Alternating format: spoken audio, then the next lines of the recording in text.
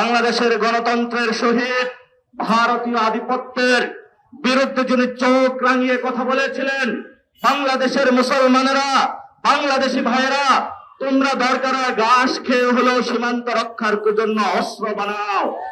সেই খোদা আমাদের শহীদ উসমান হাদি ভাই এইখানে হলো আমাদের পাশে ঘুমিয়ে রয়েছেন। উনি আমাদের দেখছেন, উনি আমাদেরকে বলে গিয়েছিলেন, ইনসাফের ডাক দিয়েছিলেন, বাংলাদেশের পক্ষের আজাদীর আন্দোলনে ডাক দিয়েছিলেন। যারা আমরা উসমান হাদি ভাইকে ভালোবাসি, যারা বাংলাদেশকে ভালোবাসি, যারা কবি নজরুলের মন্ত্রে দীক্ষিত আছে, আমাদের সামনে একটি নতুন যুদ্ধ অবতীর্ণ হয়েছে। সেই যুদ্ধের মধ্যে চলে এসেছে গেরুয়া রক্ষী বাহিনী, যারা আমাদের সীমান্তে শুধু 2000 থেকে 2026 সাল পর্যন্ত 2025 জন মানুষ বাংলাদেশি নাগরিককে তারা হত্যা করেছে। প্রত্যেকবারই যখন বাংলাদেশ নাগরিককে তারা হত্যা করেছে, তারা বাংলাদেশে 2025 বার বাংলাদেশের সীমান্ত এবং বাংলাদেশের মানচিত্রের উপরে হলো যুদ্ধ ঘোষণা করেছে। আমাদের যিনি বর্তমান সরকার, ওনারা বলেছিল সবার আগে বাংলাদেশ, সবার আগে বাংলাদেশ আপনি মুখে বলেন, আর সীমান্তে যখন মানুষ মরে তখন আপনার বক্তব্য এবং কাজ হলো সাংঘর্ষিক। এই জন্য বক্তব্য এবং কাজ যখন সাংঘর্ষিক হয় তাদেরকে বলা হয় মুনাফিক। অর্থাৎ আপনি বললেন যে আপনি বাংলাদেশের সংস্কার বাস্তবায়ন করবেন, হ্যাঁ ভোটে ভোট দেওয়ার জন্য জনগণ হ্যাঁ ভোটে ভোট দিয়েছে, এবং বাংলাদেশে কোন সংস্কার আপনি বাস্তবায়ন করছেন না। আমরা যখন এগুলা দেখি তখন আমরা তাদেরকে বলি ভুয়া জাতীয়তাবাদী, ভণ্ড জাতীয়তাবাদী, প্রতারণার জাতীয়তাবাদী। যদি জাতীয়তাবাদী হতে হয় তাহলে প্রথমে আপনাদেরকে বাংলাদেশের মানুষের পক্ষে দাঁড়িয়ে সীমান্তের মানুষদেরকে আপনাদেরকে রক্ষা করতে হবে। গতকালকে লালমনিরহাট হাতীবান্ধাতে খাদিমুল ইসলাম নামে এক ভাইকে ঝাঁঝরা বুলেটের আঘাতে তাকে শহীদ করা হয়েছে। সেখানে বিএসএফ বক্তব্য দিয়েছে, তাদের তাল মিলিয়ে বাংলাদেশের যে বাহিনী রয়েছে সীমান্তবর্তী, তারাও বলেছে সে নাকি গরু চোরাচালান করতে গিয়েছে। বাংলাদেশের কোন মানুষ গরু চোরাচালান করতে পারে না, পারে না, পারে না।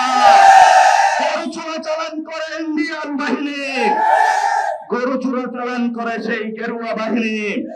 খাদিমুল ইসলাম ভাই গতকালকে উনি সীমান্তবর্তী ওনার সংসারের উনি ধান উৎপাদন করে, ওনার ঘরে চাল আছে। সন্তান তাকে জিজ্ঞাসা করেছে, বাবা আমি চালটা কি দিয়ে খাবো?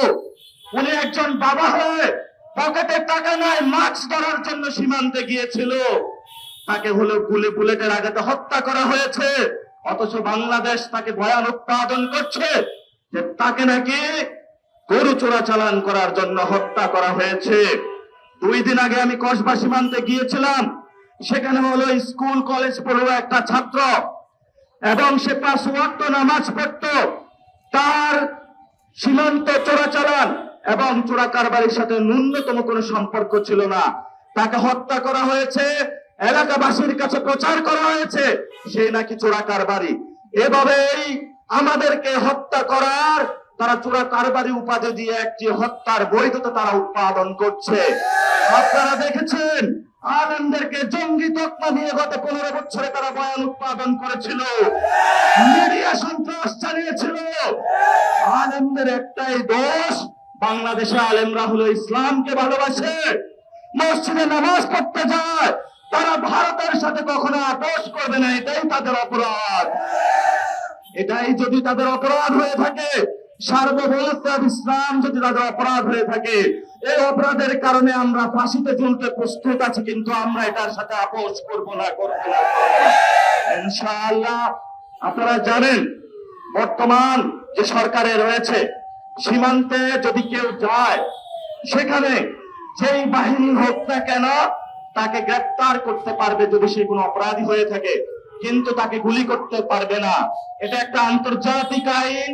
স্বরাষ্ট্রমন্ত্রী বক্তব্য দিয়েছেন ওই পারে যদি তারা কাটাতার নির্মাণ করে তাহলে ভারতের এটা আভ্যন্তরীণ বিষয় না। আমরা বলি সীমান্ত মানেই তো আন্তর্জাতিক। আপনি সংবিধান বুঝেন, সীমান্ত বুঝেন না, সার্বভৌমত্ব বুঝেন আমরা মনে করি এগুলা হলো ভুয়া সংবিধান বিশেষজ্ঞ। এখনো আমাদেরকে বলে যে আমরা কি সরকার বিরোধী, আর আপনার নামের দলে তো হলো জাতীয়তাবাদী। তাহলে তো যেই জন্য আজকে আমরা আন্দোলনে দাঁড়িয়েছি, সেই আন্দোলনটা তো প্রথমেই আপনার করার কথা ছিল। কারণ জিয়াউর রহমান আন্দোলন করেছিল, বেগম খালেদা জিয়া আন্দোলন করেছিল, উনি বলেছিল সার্বভৌমত্বের সাথে কোনো আপোষ করবে না। ওদের হাতে গোলামীর জিঞ্জির, ওদের হাতে দিল্লির জিঞ্জির, উনি বলেছিল আমাদের হাতে স্বাধীনতার পতাকা। তাহলে আজকে সেই স্বাধীনতার পতাকা কোথায়? সীমান্তে বুলন্ডিত হচ্ছে। আমরা ইনশাআল্লাহ আমাদের আজাদির লড়াই, বাংলাদেশের সার্বভৌমত্বের লড়াই জারি রাখবো। আমরা এখানে স্বল্প মানুষ দাঁড়িয়েছি, আমরা এখানে কেউ আজকে টাকার জন্য আসি নাই, আমরা কোনো পাওয়ারের জন্য আসি নাই, আমরা একমাত্র বাংলাদেশের সার্বভৌমত্ব রক্ষার জন্য এই রোদের মধ্যে দাঁড়িয়ে আছি। এই কথাটা বলে শেষ করব, আমাদেরকে যেই তারা সবক দিয়েছে, বাংলাদেশে নাকি সীমান্তে হলো মাদকের চালান হয়, চোরা কারবারি হয়, তাহলে স্বরাষ্ট্রমন্ত্রী কি করে? আমরা বলি যে স্বরাষ্ট্রমন্ত্রীর পকেটের মধ্যে ওই মাদকের পার্সেন্টেজ আসে। যদি মাদকের পার্সেন্টেজ না আসতো তাহলে স্বরাষ্ট্রমন্ত্রী মাদক কারবারিদের সীমান্তে কেন দমন করে না? সেই প্রশ্ন আমরা রেখে গেলাম। আমরা দেখেছিলাম ইয়াবা ববিকে শেখ হাসিনা চালাইতো, তাহলে সেই ঢাকা শহরে ইয়াবাটা কই থেকে আসে, কোন রুটের মাধ্যমে আসে, সরকার সেটা খুঁজে বের করতে হবে। ঢাকা শহরে ফেন্সিডিলের বোতল কিভাবে আসে, সরকার সেটাকে খুঁজে করতে হবে। এখন তলে তলে তো ওরাই ফেন্সিডিল খেয়ে বসে থাকে, যেই ধরবে ফেন্সিডিল, যেই ধরবে হলো ইয়াবা, ওই ফেন্সিডিল আর ইয়াবা খেয়ে বসে থাকে। আমরা তরুণ প্রজন্ম শপথ নিচ্ছি, বাংলাদেশ থেকে হয়তো আমরা থাকবো, নয় নয় ফেন্সিডিলকে আমরা বিদায় করব আর ইয়াবাকে বিদায় করব।